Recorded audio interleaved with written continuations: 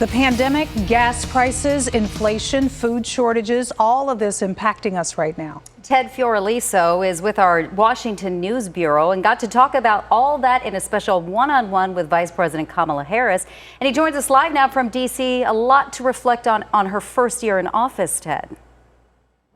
That's right, Nicole. On this first anniversary of the Biden administration, Vice President Kamala Harris is on a media tour touting their achievements. But this pandemic is raging on, and 400,000 more Americans have died since they've taken office.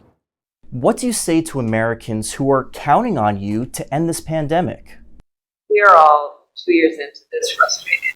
None of us want to wear masks. In a one-on-one virtual interview with our Washington News Bureau, Vice President Kamala Harris credited the more than 200 million Americans for getting vaccinated. She was optimistic about new treatments and tools, but admitted There's more work to be done.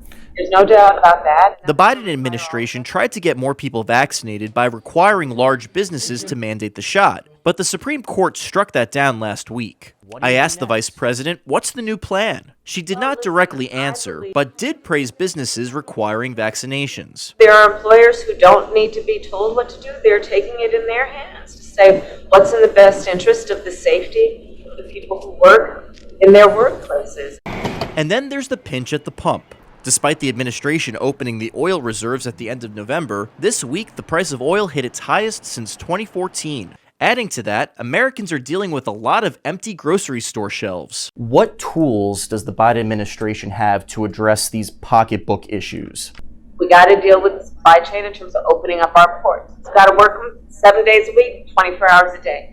What else do we need to do? Bring down the cost of living. The White House wanted to do that through the Build Back Better Act, but it's essentially dead after West Virginia Democratic Senator Joe Manchin said he'd vote no. I asked the vice president what they plan to do now. Part of what we are committed to doing is saying, let's bring down the cost of childcare.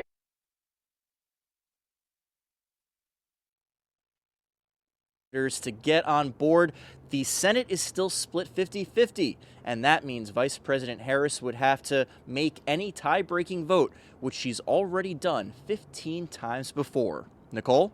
Yeah, Ted, that's thanks, of course, to our moderate Arizona Senator Kyrsten Sinema. So this administration's facing record low approval ratings, and she's getting a lot of flack for not going as the border czar to our Arizona border recently, facing that surge of migrants. Were you able to talk to her about the border? I did ask her about the border, specifically about nonprofits along the border who are really struggling right now with the migrant surge. I asked her specifically if they can plan to get government help, federal government from the administration. Now, the vice president did not directly answer that question. She really pivoted the answer to talking more about her role, which she says is dealing with the root causes of why people are leaving their country, and she was pretty firm on sticking to that plan. Nicole?